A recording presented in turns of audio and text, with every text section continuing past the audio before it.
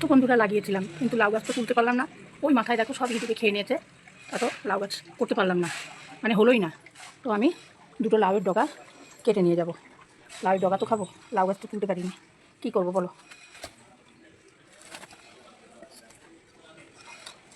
দুটো লাউয়ের ডগা কেটে নিয়ে যাচ্ছি। লাউয়ের ডগা দিয়ে তরকারি করবো, ভালো লাগে খেতে, বেশ বেশি লাগবে না, আমরা মাত্র দুজন মানুষ, খুব বেশি লাগবে না।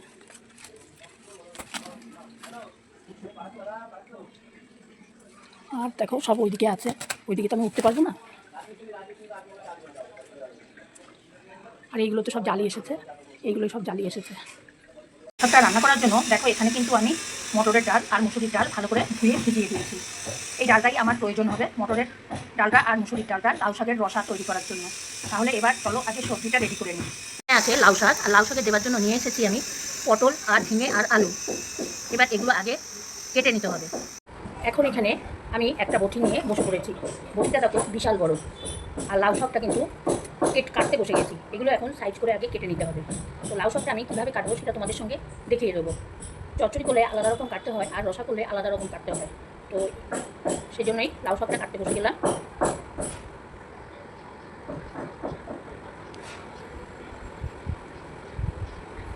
তোমরা কারা কারা লাউ শাকের রসা খেতে ভালোবাসো একটু কমেন্ট করে জানিও। বন্ধুরা, রোজ বলি, যদি তুমি আমার চ্যানেল নতুন হয়ে থাকো তাহলে অবশ্যই চ্যানেলটা সাবস্ক্রাইব করে পাশে থাকবে, আর বেল আইকনটা টিপে দেবে যাতে নতুন নতুন ভিডিও ছাড়লে তোমার কাছে পৌঁছে যায়। সঙ্গে কিন্তু ভুলে যেও না লাইক করতে, লাইকটাও কিন্তু করে দিও। এইভাবে দেখো লাউ শাকগুলো আমি সব কেটে নেব।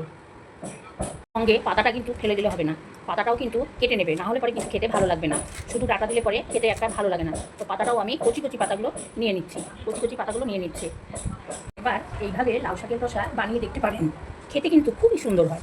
আর যারা লাউ শাক পছন্দ করেন তাদের জন্য বলবো, এই লাউ শাকের রসাটা তৈরি করলে কিন্তু অসাধারণ লাগে। তাই জন্য বলছি, একবার কিন্তু এটা বাড়িতে তৈরি করে দেখতে পারেন। লাউ শাক তো আমরা অনেক রকমভাবে খেয়ে থাকি, কিন্তু এইভাবে একবার রান্না করে দেখেন, খুব ভালো লাগবে। এখানে দেখো আমি কিন্তু সব কেটে নিয়েছি। পটলটা ঠিক ঠিক এইভাবে কাটতে হবে, নাহলে ভালো লাগবে না খেতে। ঝিঙেটাও ঠিক মোটা মোটা করে কেটেছি, আর এখানে আলুটা আলাদা রেখেছি, কারণ এর সঙ্গে সবজির সঙ্গে আমি যদি আলু দিয়ে দিই তাহলে পরে ভালো লাগবে না। আলু আগে ভেজে নিতে হবে, তারপর সবজিগুলো ভাজতে হবে, সেই জন্য আমি আলুটাকে আলাদা রেখেছি। এখন আমি রান্নার কাছে চলে যাব। এখানে দেখো বন্ধুরা, মুসুরির ডাল আর মটরের ডাল ভিজিয়ে রেখেছিলাম, সেটা এখন আমি পেস্ট করে নেব। আর পেস্ট করার আগে আমি 4টে রসুনের কোয়া এটা আমি ভেজে নিয়েছি। ভেজে এখন আমি আগে এটাকে পেস্ট করে নেব। পেস্টের ভিতরে কিন্তু অবশ্যই জল দেবে না, জল দিলে পেস্টটা ভালো হবে না। তো একদম শুকনো শুকনো করে পেস্টটা তৈরি করে নেব। তৈরি করে নেবার পরে এর ভিতরে যা যা দেবো সবই তোমাদের সঙ্গে আমি শেয়ার করব। পেস্ট কিন্তু এখানে আমি তৈরি করে নিয়েছি, আর পেস্ট দেখো একদম হাতে থেকে পড়বে না, ঠিক এইভাবে তৈরি করতে হবে, একদম আঠা আঠা ভাব থাকবে, এইভাবে পেস্ট তৈরি করতে হবে। এখন দেখো আমি এর ভেতরে কী কী দিচ্ছি। প্রথমে আমি হাতটা ধুয়ে নিই, নাহলে মশলা কুটো লেগে যাবে। এবার আমি দেখাই তোমাদের কী কী দিচ্ছি এর ভেতরে। জিরের গুঁড়ো, ধনের গুঁড়ো, হলুদ অল্প করে, বেশি দেওয়ার প্রয়োজন নেই। সঙ্গে দেবো লবণ, লবণ দিয়ে দিলাম। লবণটাও খুব বেশি দেওয়ার দরকার নেই, বেশি হয়ে গেলে ভালো লাগবে না খেতে। সঙ্গে দিয়ে দিলাম 2-4 দানা মিষ্টি, মানে চিনি, 2-4 দানা। এখন যেটা দেবো সেটা হচ্ছে আদা আর লঙ্কার পেস্ট। ঝাল তোমরা তোমাদের পছন্দ মতন দেবে, বড়ায় বেশি ঝাল হলে ভালো লাগে না, আমি অল্প করে একটু দিয়ে দিলাম। এখন এগুলো সব ফাটিয়ে নেবো, ভালো করে মাখিয়ে নেব। ভালো করে মাখিয়ে নিয়ে এই বড়াটা আগে ভেজে নেব। এটা কিন্তু খুব সুন্দর করেই মাখাতে হবে, চিনিটা যাতে গলে যায় খেয়াল করতে হবে, চিনিটা দানা দানা না থাকে ততক্ষণ পর্যন্ত এটাকে ফাটিয়ে নিতে হবে। এখানে দেখো মিক্সচারের ভেতরে কিন্তু আমি একটু ডাল বাটা রেখে দিয়েছি, এটা আমার পরে প্রয়োজন পড়বে, সেটাও আমি তোমাদের সঙ্গে শেয়ার করবো যে এটা আমি কখন কাজে লাগাচ্ছি। এখন দেখো এখানে আমি কিন্তু কড়াই বসিয়ে দিয়েছি, আর কড়াইতে আমি তেলটা বেশ করে দিয়ে দেবো, বেশি করে তেল দিয়ে দিয়েছি। তেলটা গরম হওয়া অবধি অপেক্ষা করবো। আমার গরম হয়ে গেছে, এখন আমি বড়াগুলো প্রথমে ভেজে নেব। ঠিক এইরকম সাইজ করে বড়াগুলো ভেজে নিতে হবে। এই বড়া দিয়ে লাউ শাকের রসা করলে খেতে কিন্তু দুর্দান্ত লাগে। বড়াটা ভাজার সময় গ্যাসের ফ্লেমটাকে কমিয়ে দিতে হবে, যেহেতু তেলটা আমার খুব গরম হয়ে গেছে, না হলে বড়াটা ভেতরটা হবে না। তো গ্যাসের ফ্লেমটাকে আমি কমিয়ে দিয়েছি, দিয়ে আমি বড়াগুলো প্রথমেই ভেজে নিচ্ছি। আর এই বড়াটায় আমি রসুন ভেজে দিয়েছি, একটা সুন্দর গন্ধও বেরোবে।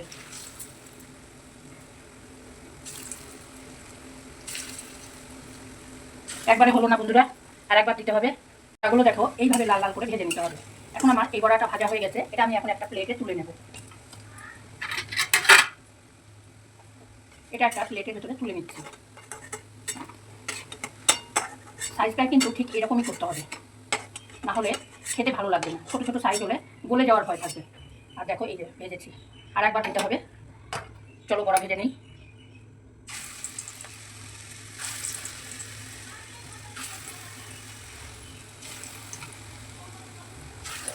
ভিডিও করতে কিন্তু বন্ধুরা অনেকই কষ্ট হয়। তোমরা যদি একটু পাশে থাকো তাহলে কষ্টটা ফিল করি না। তো তোমাদের বলবো তোমরা একটু পাশে থেকো বন্ধুরা, পাশে থেকে চ্যানেলটাকে একটু সাবস্ক্রাইব করে দিও আর বেল আইকনটা টিপে দিও, যাতে আমি নতুন নতুন ভিডিও ছাড়লে তোমাদের কাছে পৌঁছাতে পারি। মাছ মাংস সবাই কিন্তু দেখায়, আর এখনকার মেয়েরা শাকসবজি রান্না করতে পারে না, তাই জন্য কিন্তু আমি শাকসবজিটাই বেশি দেখাই। মাছ মাংস কিন্তু আমার বাড়িতে রান্না হয়, আর আমি কিন্তু সেগুলো ভিডিও করি না, কারণ মাছ মাংস আমার ছেলের বউরা বলো মেয়েরা বলো সবাই কিন্তু রান্না করতে পারে মোটামুটি। এইগুলোই অনেকেই পারে না, যেমন আমার মেয়েও পারে না। সেই জন্য আমি এই ভিডিওগুলোই ছাড়ি, যাতে তোমাদের উপকারে আসে। তাহলে দেখো বড়াগুলো আমার কিন্তু ভাজা হয়ে গেল। এখন কিন্তু আমি চলে যাব রান্নার জায়গায়। রান্নার জায়গা বলতে কোনটা বোঝাচ্ছে, সবজি যে কেটে রেখেছি আমি, যেটা মেন লাউ শাক দিয়ে করবো, সেইটা আমি এখন তৈরি করব। অনেকটাই বড়া হয়েছে দেখতেই পাচ্ছ, তবে আমি সবগুলো দেবো না, কারণ দুজন মানুষ খাই, অল্প করে দেবো আর ভাজা রেখে দেবো, বিকালে চা দিয়ে খেতে পারবে। তাও যদি চাও এইভাবে বড়া করে বিকালে কিন্তু টিফিন করতেও খুব ভালো লাগে। এই তেলের ভেতরে দিয়ে দেবো জিরে ফোড়ন। বন্ধুরা সব কিছুর ভেতরেই অনেক গরম মশলা, দারচিনি এইসব দিলে কিন্তু সব তরকারি খেতে টেস্ট হয় না, এটা কিন্তু আমরা অবশ্যই জানি। যেটার সঙ্গে যেটা দেওয়া দরকার সেটাই দেওয়া উচিত। এখানে আমি জিরে ফোড়ন দিয়ে দিলাম। প্রথমেই আমি দিয়ে দেবো আলু কেটে রেখেছি পাতলা পাতলা করে আলুগুলো। জিরেটা আমার বাদামি রং হয়েছে, এখন আমি আলুটা দিয়ে দিলাম। আলুটা কিন্তু ভেজে 2-1 মিনিট ভাজার পরে পটলটা একসঙ্গে দিয়ে দেবো। পটল আর ঝিঙে দুটোই একসঙ্গে দিয়ে দেবো।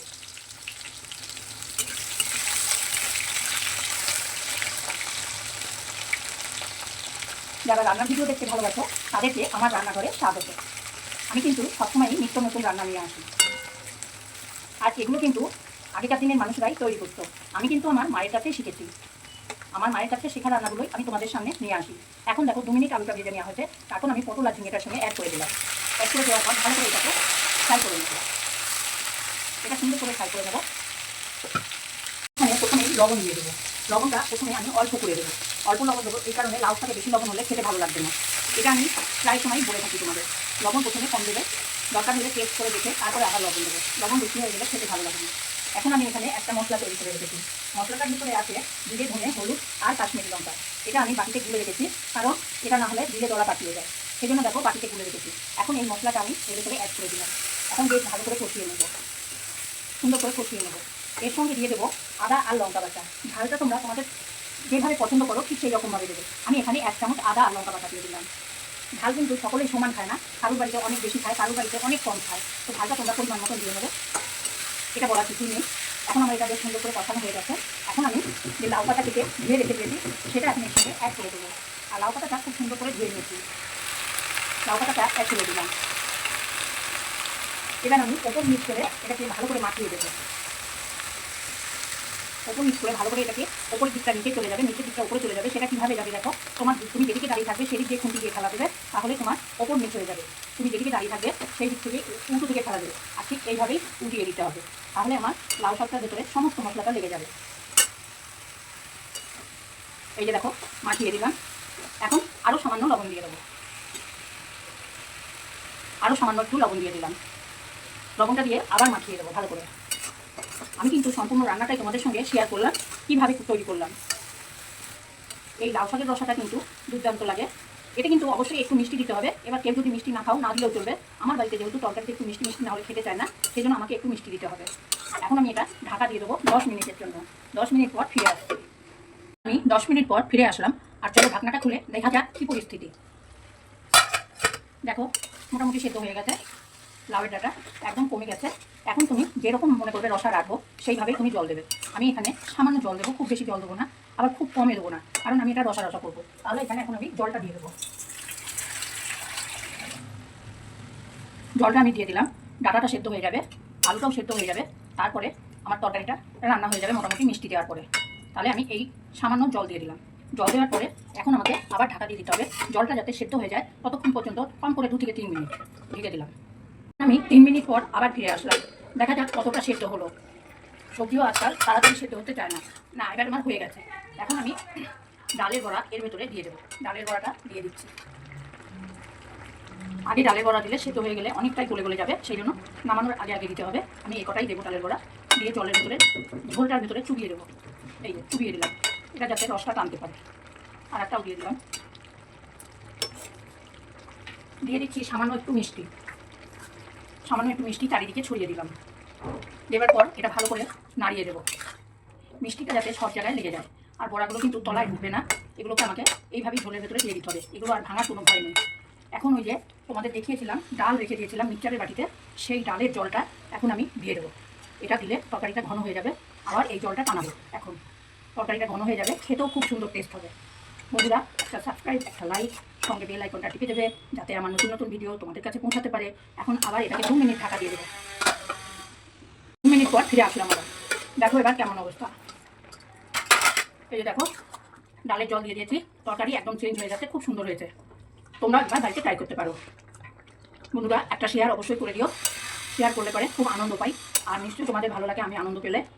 তাহলে এখন যাই, অনেক প্রচুর বাসন হয়েছে, ভিডিও করতে গেলে প্রচুর বাসন হয়, বাসনগুলো ধুয়ে নিই। তরকারি আমার রেডি। দেখো কেটে পছন্দ করো বলো, দেখো পাঁচটা করে পাঠিয়ে দেবো বলো, পরে বলো না যেমন আমি ভালোবাসি, কেউ তৈরি করলে বলি একা খেও না, আমার জন্য একটু রেখো। তাই আমি তোমাদেরকে বলছি তোমাদের কার কার পছন্দ বলো।